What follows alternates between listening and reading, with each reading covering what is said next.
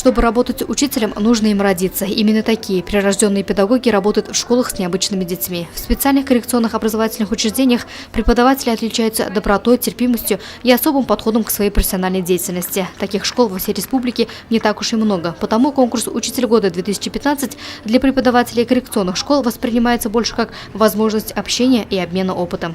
Я представляю город Учалы с огромным удовольствием. И я принимала участие в конкурсах, в городских наших, в учелинских, а вот зону представляю впервые.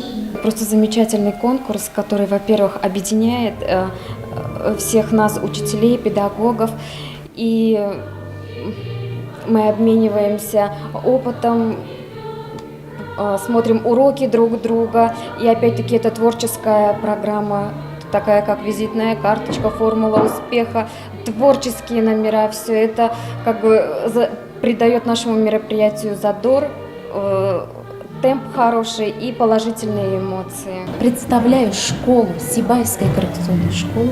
Дети коррекционных школ очень разные, они талантливые, интересны по-своему. И раскрыть этот талант предоставляется самому педагогу.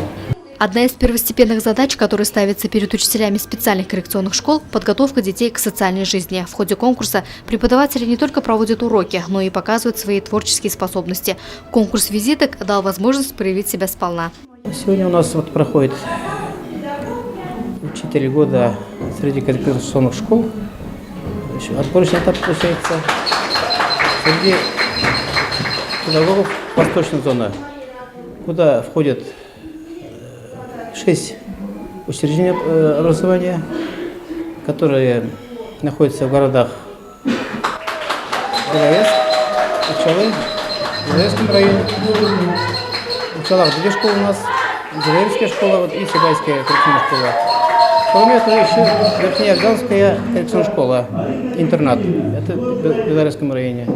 Конкурс «Учитель года» среди преподавателей специальных коррекционных школ проводится с 2013 года. Его главная цель – активизировать взаимодействие педагогов, повысить профессиональное мастерство, творческий потенциал.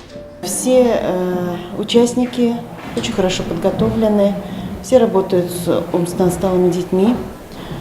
И учителя, которые выдвинуты коллективами коррекционных школ на данный конкурс, действительно любят детей.